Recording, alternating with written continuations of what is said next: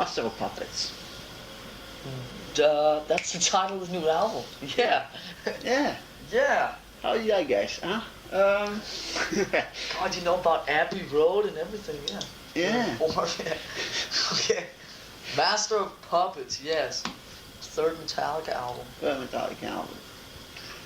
Heard it once, Mm-hmm. because I got it this morning, the cassette, to try to understand it. Yeah. I could probably say right away without hearing what you're going to say afterwards. It's not the kind of album that you should listen to once and then make an opinion about. I know. Because it's so, I wouldn't say it's so complicated, but it's the kind of album that, so I tend to think that albums that that you really like the first time, really like, wow, that's great, you get tired of after about 10 listens. But the albums that last a long time are the albums that you hear new things in every time you hear them. And then when you've heard the album 10 or 15 times, you really start to understand what the hell is really going on. So that's why when you say you've heard it once, it's like, yeah, okay. I know, but I think I've listened to your albums quite a few times. Right. The ones before. Yeah, Well, I think I know I'd it. like to Especially Redlining, I think I know it by heart or something. Yeah. Well, I like to think that this one is quite a step, a big development. So I'm not taking your album just judging from the first listen to it. So Okay. you want to say something? Say it. I want to say yes, as you said, sounds very complicated. Yeah. And it seems to me you're kind of going away from a sort of ordinary thrash metal. Definitely. Well, going away from it. Talking about more like couple of albums, couple of bands in the last couple of years were fairly complicated as far as rhythms and tempos and everything. Merciful Fate and Manowar. Yeah. I don't. You tend to go more into that sort of. Merciful Fate and Manowar. That's interesting. I have never thought that. I just think that. I mean, you tend towards that side more than say Exodus or I don't know, any other thrash metal like that, right? Yeah.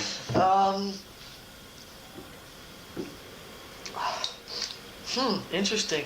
I've never thought of it that way. I think that what we've done on this third album is that I think we found a style on the last album that we were really. It was like a style, as you've noticed, as I hope you've noticed, that the difference between the first album and Ride the Lightning, the difference between the second album and Ride the Lightning is not as big as the difference between the first two albums. Yeah.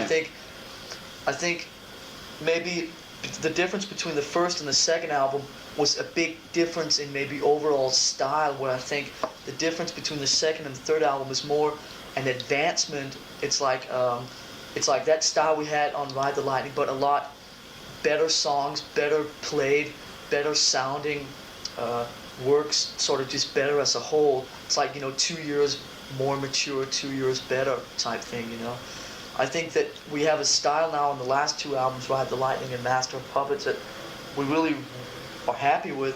And one of the reasons we're really happy with it, and I think it works so well for us, is we're not limiting ourselves to just one thing. Well, I think some of the bands you mentioned, well, a lot of the bands in that sort of thrash thing, don't need to mention any of the names, played very sort of narrow, and they can't really sort of go further out of the borders of what they're playing. It's very small. But I think maybe what you said, Merciful Fate and Manowar, I don't think, if that's your first opinion, I don't think that what we're doing has really. Well, in a very broad sense. I think, I'm not saying you sound like them, but yeah. I'm glad you said that. I can maybe see some of the musical things we do. Some of the big, say when we have a 3-minute piece of musical things going on with harmonies, I can maybe see the Merciful Fate connection a little bit, because they moved a lot around and doing things like that too. But I think we keep it. I'm not saying anything bad about them. I just think we keep it a little bit easier maybe to understand than some of the stuff they did, and for ourselves, mainly, I mean, it's like we don't get so complicated and so lost in ourselves in some of those 3 or 4 minute musical pieces that we do, as I feel that, and then again, I just feel that Merciful Fate sometimes got lost, and it just got so complicated that it didn't really make any sense. Yeah, I think they got so complicated that when they were playing live, they couldn't get the same, couldn't do it the same. It was so, they could not make it at all. Yeah. Because they couldn't get the instruments to work like they were working the album. I just think that I don't think we've given up on where we came from. I just think we've added a lot more, because I think the two sort of fast, speedy, I hate to use the word thrashy, but I will anyway. The two sort of speedy, thrashy songs on the album, Battery and Damage Incorporated, I think are just taking of where we came from, sort of. It's like if you go back it's like the roots of 3 years ago, just done 3 or 4 years better, and they work better songs. They're played a lot better. They're, I think, keep getting more aggressive, those songs. But I think, without moving away from that, we've just expanded what we do. And what I'm saying is that I think what Metallica does, if the two sort of furthest, the two extremes on the album are so far away that we have so much room to move in there with what we want to do, and we're not really pinned down by anyone or by ourselves to sort of, I know of some bands that have problems. Some bands, there's no reason to say the name of it, but I know a band that have done about 12 albums, right? And all the albums have been pretty much within just sort of a narrow thing. And now I've heard they have some problems with a new album, because it's like maybe they've just simply run dry of things to do within that sort of little space that they've played. You can say the name if you want. Well, I don't see any reason to. But, no, I'm interested personally. I'm not going to put it in there, but. Well, I've heard that there's some stuff, Judas Priest have always, take Judas Priest's last 5 albums, they've been very sort of compact with where they've moved. And I think what we're doing is, and it's not, as I've said a million times before, it's not really purposely, but I just think that the way we've written the songs for the new album and the way we've done the last 2 albums is just, it's so wide that we're not sort of tied down to any one thing. That it's, what we do on the next album, we can go in any of those directions that we want. We're not really tied down. It's really great to have that sense of sort of movement and freedom. I think that most of this speedy thrash, whatever, metal, they all tend to have the same pattern going on and on and on. It's just a matter of speed. Either it's very fast or it's semi-fast or it's slow, but it's the same sort of thing with a guitar solo here and there. We try and, that's it. Yeah, we try and. Well, for you, it's great to hear like an acoustic guitar and a lot of instrumental, and then you go very fast, and then you stop, and you go back, and it's all. It sounds. Also, like I've also said before, if you mix some of the fast stuff up with some slower, different, intricate stuff, that makes a fast stuff seem even faster. If you do all fast songs, then it's just another fast song. But I think we've managed to just do so many different things. I think they all sound like Metallica in a way, but it's all just very varied stuff. I mean, the album's actually like, right. If you take, a few of the, like if you take, for instance, let's see if you got a word for it. 1, 2, 3, power. Okay, not much power happening at all. Why is there not any power? Oh, no, that's why. Okay. Whoa. Okay. See, like if you take, this is our album, yeah. If you take, for instance, this, get some volume. Okay, start. How come it is not moving? That's strange.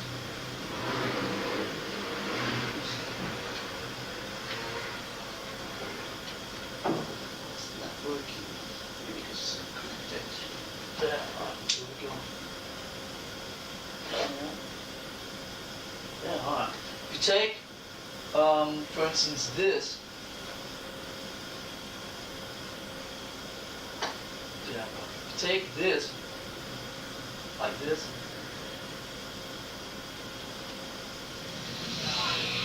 Like this, right? That. You know, which is like sort of old Metallica, right? Yeah. You take this and here. Like it's better. I mean, it's like, it's so far apart, the moods are so different. That's like we have all that room to move, and all that room is in all the other songs. You know, all the room is, in, here,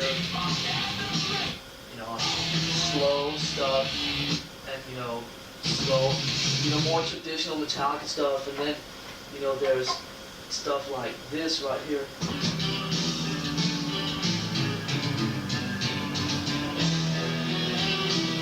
Which is like almost a very emotional type thing. And there's actually, it's James singing this. People don't think this is James singing.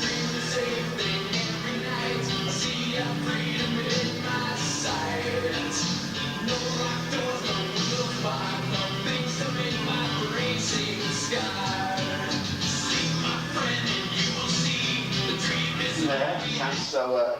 And then there's stuff like this.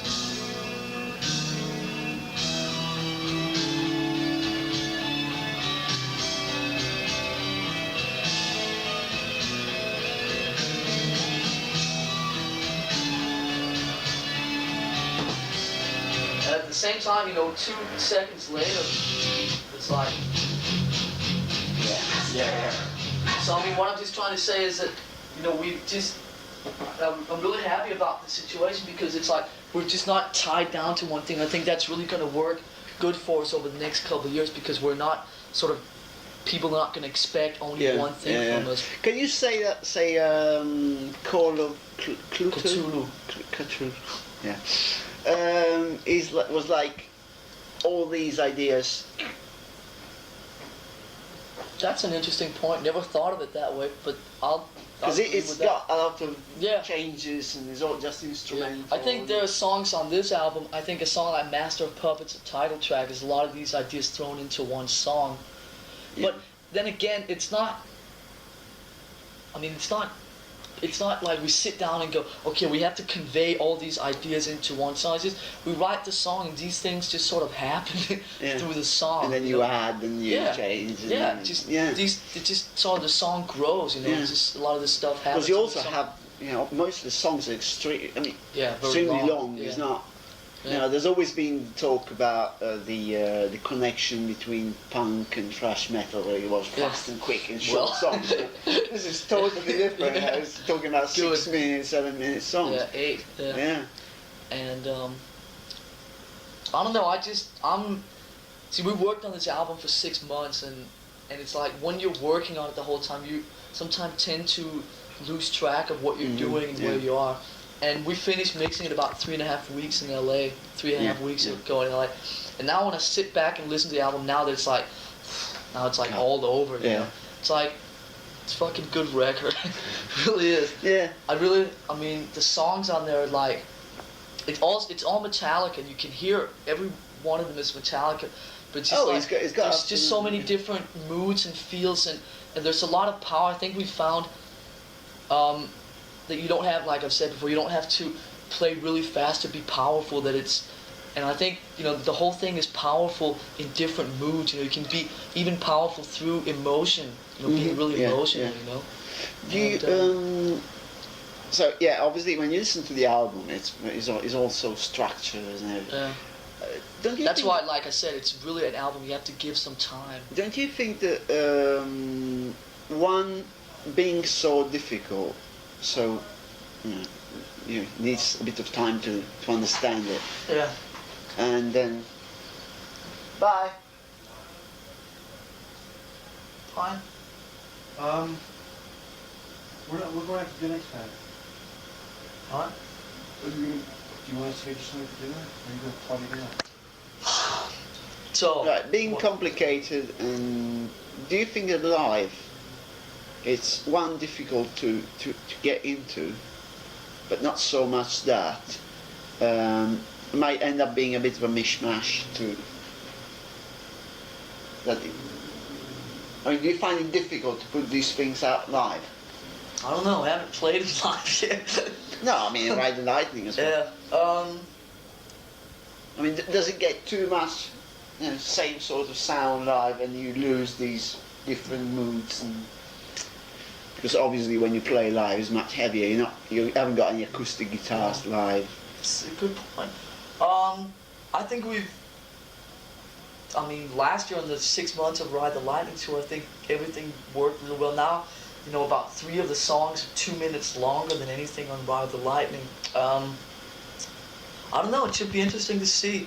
I think... no, I mean, and it's just to see if you're foreseeing any problem for the next No, I'm not tour. foreseeing any problems yet, but it's like, it could be, but some develop. I don't know, this year we'll also have a lot bigger, I hate using the word show, but a lot bigger sort of production thing out there with us. And I think, like I've said before, in the sense that I think visually we don't need anything to sort of, for us music is the main thing. Yeah. And then whatever visual things sort of back up the music. I think maybe in some of these long things that some visual things actually could back up the music a little bit more, so that the visual things will back up the music instead of taking away from the music. Yeah. I think with some bands you find that there's so much visual stuff going on that the music is secondary. Yeah, yeah. And Motley Crue, Kiss, and you name it. Yeah. You said it. But with us, the music is the main thing, and then I think we can, and we're working on now, making some visual things that will sort of back up what we do instead of being so blatant that it takes away from the whole thing, Yeah. I don't foresee too many problems. Well, you're going on the road with Ozzy. We'll start on March 28th with Ozzy in America. We'll do that for 5 months. But in the situation there, we're only warm up. We'll only be doing, 50 minutes maybe. And I tell you, it was funny because I just came back from Spain yesterday. I was sitting on the plane. Didn't have anything to do, so I started thinking about the set, what we're going to do when we have 50 minutes for Ozzy, right? It's like now we have 3 albums. It's like you get to the point where there's certain songs you have to do because they're big and we enjoy playing them and people enjoy hearing them and so forth. Also, when you're out promoting a new album, there's certain songs. There's certain songs you have to do because you're out promoting a new album, so you don't want to forget about the new album. But we'll probably get 50 minutes, 55 at the most. If you get 2 of the songs that are 8 minutes long, it's like I sat down with it. Minutes. I sat down with this and I tried to make it all work. Yeah. It was fucking difficult. It's pretty funny. I don't know what we're going to do. We're going to have to think of... when we headline Europe, which we will in the middle of September through November, it's no problem because we'll play hour and a half, hour 40 minutes. Yeah. But when we only have 50 minutes, like, what 6 songs do we play that will sort of satisfy our want to expression, a lot of different sides about what we do, and also if people want to hear Creeping Death and Whiplash and Secret Destroy, it's like, what the fuck do we do? Yeah, especially because Whiplash has got the big solo, the bass intro, it's just quite long. Yeah. So I was talking to Kirk on the phone last night, and we were coming up with the idea that maybe Kirk and Cliff could do like Creeping Death, and then me and James could do another song, and then we could print out the tickets. If you want to hear stuff from the first 2 albums, you can sit on the right side. If you want to hear stuff from the new album, you can sit on the left side. And me and James will play the new album while the other guys are playing some of the old stuff. That way we can do, an hour and a half over 45 minutes. Yeah. One channel in one channel, yeah. Right, yeah. So we'll have to see what happens. It's going to be quite the thing, you and Ozzy Osbourne together. Yes, because you all had quite a lot of problems in America with kids committing suicide and then devil. It's interesting you say that. Because as you know, with the whole thing with Ozzy now is suicides and in America. Yeah. It's and interesting. You had one as well. Yes, we had. And I'm sure that I'm sure this is not. I'm sure this is only the beginning. Unfortunately, I say that, but as you know, with the nature of our lyrics, I think the lyrics of James Wright, it's very, very easy for a lot of average thinking people to misunderstand what the lyrics are about and misunderstand what we as a group are trying to express through some of these songs that James puts on paper.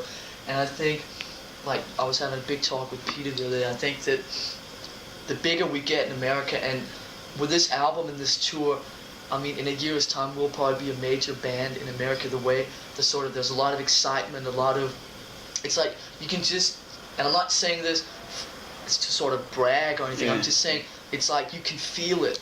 It's like, I'm not saying, oh, we're going to be big in a minute, but I mean, it's something that you can just sense. It's like it's there. It's like it's waiting to sort of just break out. And the band the last 2 years in Europe were like up there already, you know, fairly major, big, because it doesn't make a difference if you're on what kind of label you're on in Europe, because if you're happening, you're happening, right? But in America, it's really impossible to break sort of big time until you're a major label. It's a big territory. It takes time to right. So now that we've been with a major label for a year and a half, things just keep moving like this. And with the new album and that tour that we have in the States, it's like the buzz and the excitement there. It's just, you can feel it's there. And probably within a year's time, Metallica is going to be a major band in the States, the way, you know, almost up to like what Iron Maiden and so forth are in the States.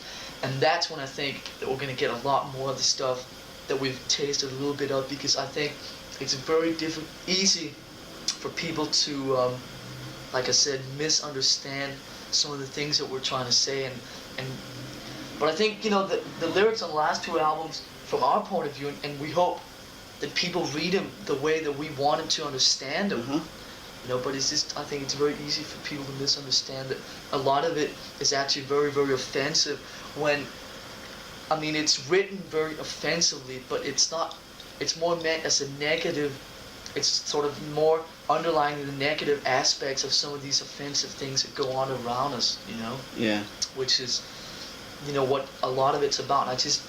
I foresee a lot of stuff happening over the next couple of years. So we're ready. We have the best lawyer we can get. We're standing there being ready.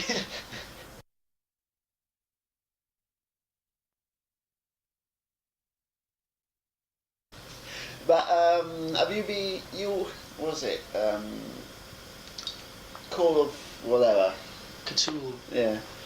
Was inspired by an old story. Yes. H.P. Lovecraft.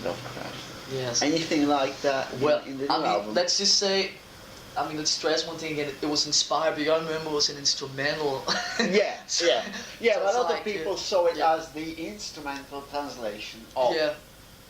Yeah, I mean, that's the way we maybe looked at it, and how people saw it was, you know, up to themselves. Yes, there is. On the new album, the third track on side one, which is called The Thing That Should Not Be. I was going to ask you what it was, the thing.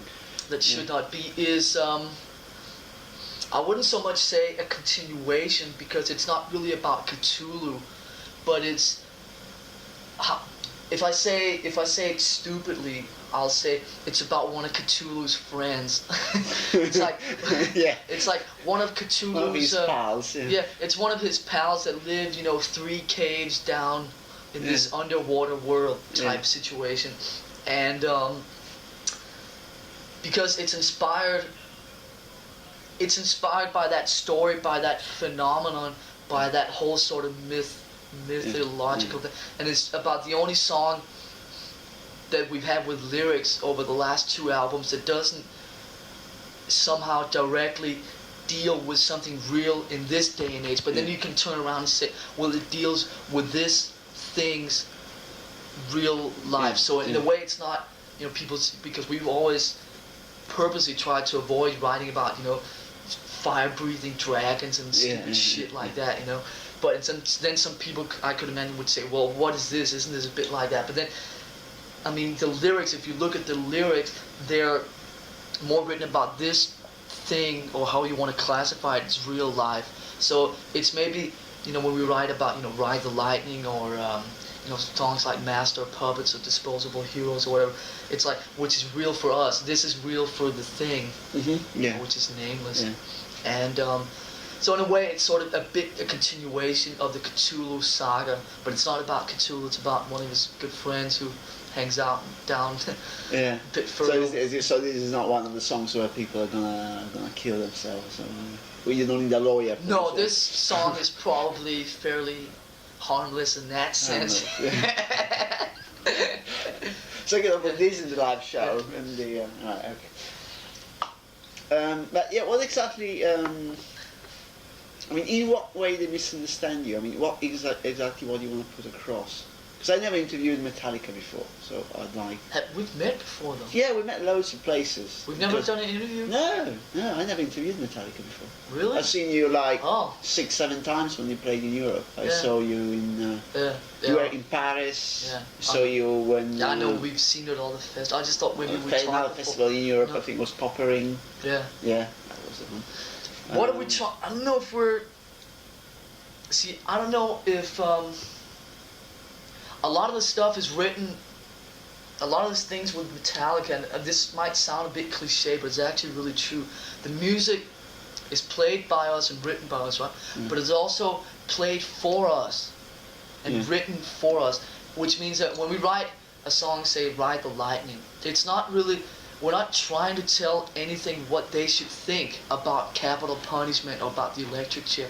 We're writing it for ourselves. It's like just being honest with ourselves, and between, say, when we're together between the band or sometimes we talk about, say, case in point, capital punishment, electric chair, and we talk about it between us, and things come up, different viewpoints or whatever, and it's like we're almost writing it for ourselves. We're not lying to ourselves and saying, well, we really sort of have some fears and nightmares about capital punishment, Ride the Lightning, or suicide, Fade to Black, or being trapped in environments you can't get out of, trapped under ice, or nuclear war, fight fire with fire, or being,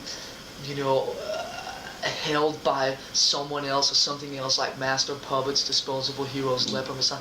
These are things we talk about. We're not afraid to sort of talk about them and then say, write about, chasing a girl down the street. It's like we're just being honest with ourselves. And these are some of the things that fascinate us, and some of the things that we sort of feel that it's interesting to write about this instead of writing about, running after girls or, Satan or whatever. Because, which is all part of, then again, it would clash a bit if you talk about chasing girls in the streets or.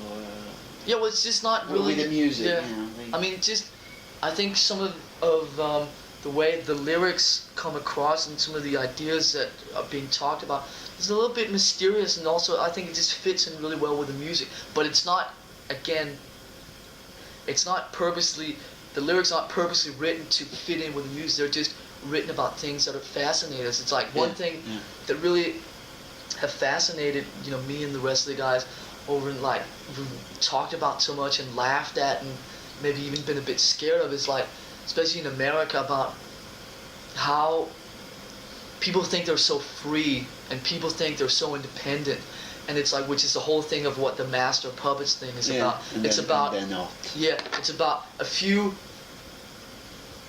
It's like people being ruled by someone else. It could be other people, it could be institutions, it could be drugs, it could be alcohol, it could be religion.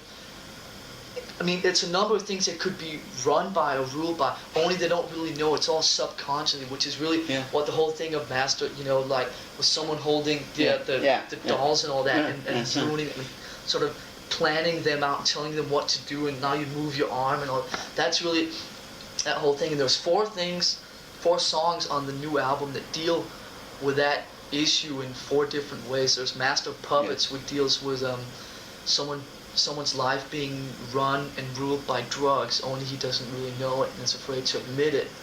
There's the song Disposable Heroes, which deals with a young kid's life being sort of run by his parents and by the government, and them sort of being proud of him going out to war and fighting for all this stuff he doesn't know about. He's sort of just an extension of these people's war ideas and so forth, so he's a puppet in that sense. Then there's a song which people a lot of times find an interesting title. We have the title called Leper Messiah.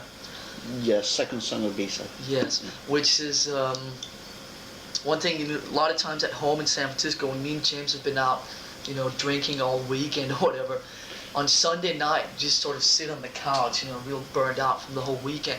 On Sunday night, American television, a lot of the channels, they have what is called sort of TV religion, or sort of, the proper word is evangelism, which is, they have a preacher on television preaching, the word of God, speaking out of the Bible, talking about Jesus and whatever, right? And then he's, it's really, really interesting. It's something that really has to be believed, seen to be believed. And then he talks about, if you send me money, you can go to heaven sooner. Well, I've seen some of those so-called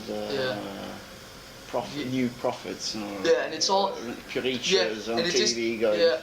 And it just basically what it does is it works on people's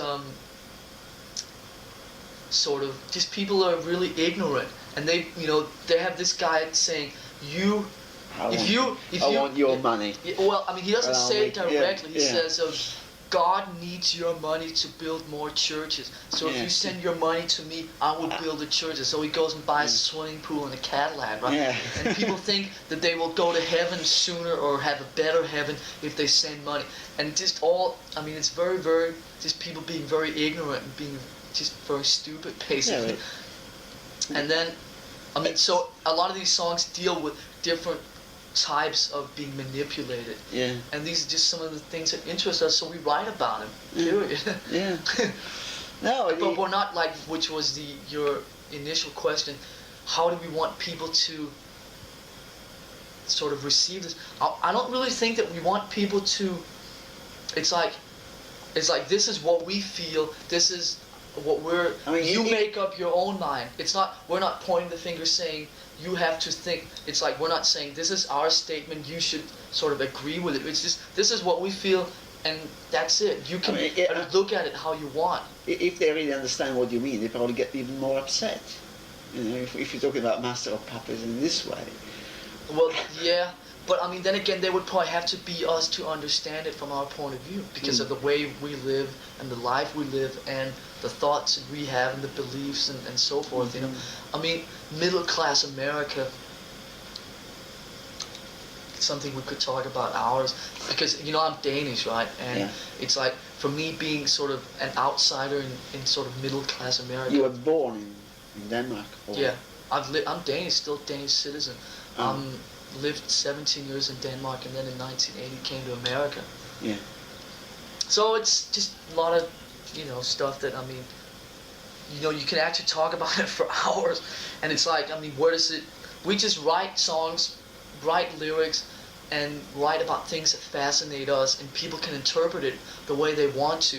But then, like we said earlier, it's difficult for people to interpret it the way we feel about it when we write it, because they're not us, so they don't really know how we look at it when we write it. So it's all really complicated, as you can sense, and it's something that we could infiltrate it so much that people wouldn't even be able to understand what I'm saying, in this interview. So it's like we should just leave it at saying that we write about things that interest us, and people can pick it up however they want to. But I'm not sure that everyone picks it up the way that we feel about the thing when we initiate. Well, obviously it's an old statement, but it's generally known that in Europe it's difficult for people to understand what you're talking about, because the lyrics are different, especially the way James sings. It's very. Yeah. Well, that's why we always. That's why we always have lyrics in the. Yeah, it's very difficult to understand. There's a lot of words like that you can't hear because it's too fast. So that's why we have lyrics. You can sit and read them. Yeah. So, but generally speaking, it's a bit difficult for people to. It's gonna be lyrics on this album as well. Definitely. Yeah. So go for that. You can have a look at them after if you want. Yeah. Okay. Shall we carry on or stop it? Because I think we are like 1 hour late on our. No, I don't care. No, carry on. Carry on till you feel that you have enough for what you want. Well, I think I have enough, because it's like you've been talking like hell. But we haven't covered very much. It's up to you. I mean, it's up to you. We talked a lot about the new album. Yeah. No, it's just because you've been you've done interviews. Well, not with me, but with other people. Probably been talking about Metallica. More general things about Metallica in the earlier days. So I suppose it's good not to talk about. That's what I like. Yeah. As opposed to the interview before, it was like, what sort of food do you like? Yeah, but that's a German magazine. Yeah, I know. So I have to sit there. Yeah. German magazines are like that. I know, but it's more interesting. It's been this. I've not heard. This is honest. I've not heard, because when Ride the Lightning, when we were sort of doing press for Ride the, before it was actually released, a lot of people heard. I talked to some people that were disappointed with Ride the Lightning and said, but I've not yet heard one person that has said anything bad about this. The thing is, you always, I think, that kids get used to the sound of the band. Therefore, we go back to the thing you said before of that band having done 12 albums and having troubles because they've always been too narrow in there. And so when they change their sound, because after 12 albums they're bored to death, the kids are going to go, what? Like Motorhead. Change the sound. The kids are going to go, what? What is this? For you? Right. Yeah. I know it's me, I'm just passing. But I just think that we've gone about doing that. Yeah. I think we've gone about doing but it's just a matter of getting them to understand it. Yeah. But I think it should be very difficult. Yeah, because we've just never limited ourselves to any one thing in the last 3 years. Yeah. That's why it's like wherever we go, we're not changing because we have that basis covered somewhere on what we're doing right now. Yeah. You know what I'm saying? If on the next album it's all speed, and we have that basis covered. If on the next album we do all soft blues stuff, there's shit like that on the fucking album. So it's like, you can't suddenly say that's all new because and I'm not saying, again, it's like we don't, we're not so varied just so we're on the safe side, but we're so varied because we like to play these all different things and they work better for us. Some of the things just work better when the different moods change all the time. Yeah. And it's just more interesting. Also more interesting to write them. Yeah. It's like a challenge when we take, it's like some bands, they sit down there. It's so funny. I laugh every time I see an interview.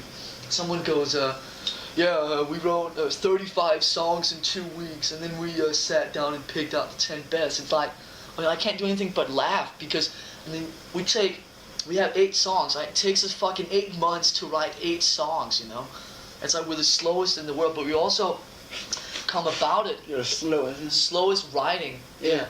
But we also approach the whole thing. Oh, that was the clock. No, we also approach it differently. We take like 8 songs. It's like, here's our next album. These are the 8 songs, and then we work on each of them until they're as good as they can get. Yeah. We don't, Well, especially the way they're structured. You have it's like. It really lots of pieces put together like a collage. A puzzle or something. If people, it could be really funny one day to. It could be funny to release an album of how some of these. Release an album of me and James writing the songs in the garage at home, because and then you could hear that.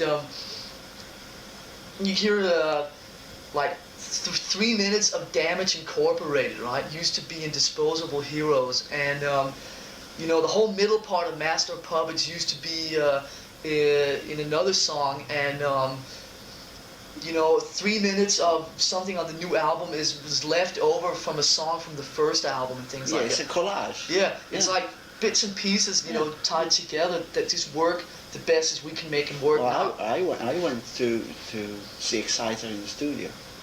They're very nice guys, but then you go to listen to the mixing, right? And you listen to just the drum part. It's just the same for the whole thing. You listen to the bass. It's just and then it's all just the leads on top and the old bits and pieces, all the curls on top that make the songs different one from the other. But it's so similar. I bet that people take 4 days. Those bands take 4 days to write 10 songs. because they're just the same. I mean, if you've heard, there's some stuff on here. It's like, I mean, when me and James write songs together, it's like, I mean, the amount of stuff that we say, wait a minute, that's a little bit like this thing, and we just throw it away. Mm.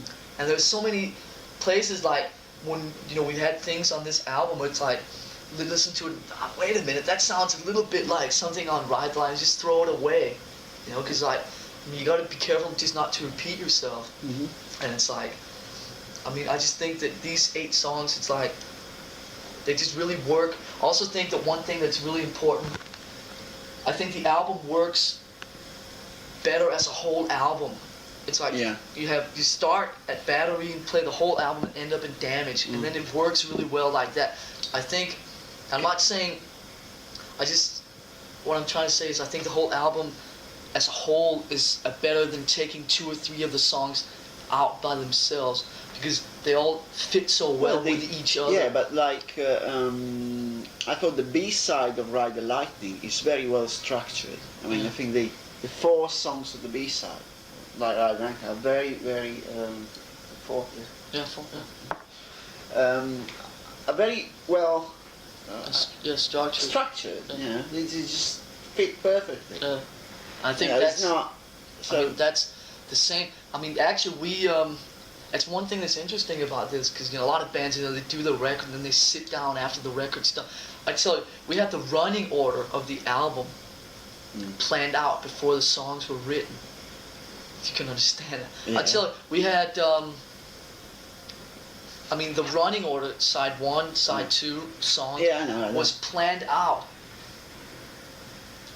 Probably when we had maybe 4 complete songs, the main ideas for about 2 or 3 songs, and like 1 riff for the last song. The running order was planned out.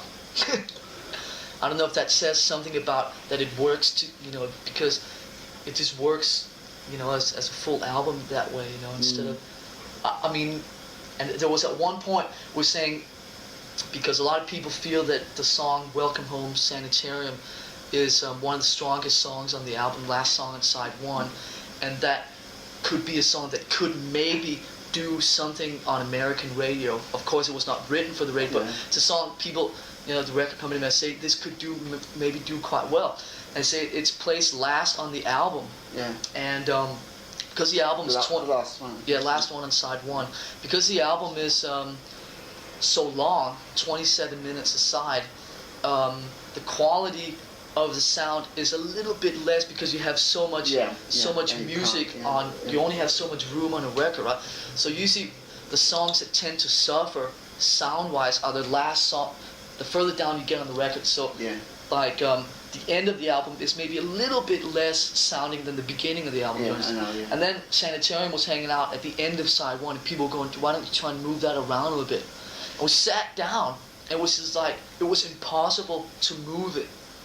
It was impossible to just not have it the way that these 8 songs are in a row, because the whole flow of how the album works would just not be the same. Would it with different tempos and moods and feels and stuff like that? Just an idea. Would you think it would be to stretch the thing too much? You have like a side, one song that lasts the whole side of an album. I mean, you ever thought of doing something like that? A big. No, I don't. No. You think you're stretching it too much? Yeah. I think. No, just came it. I don't know. Now that, I mean, if I really think of it seriously, I think that would be really bad to do.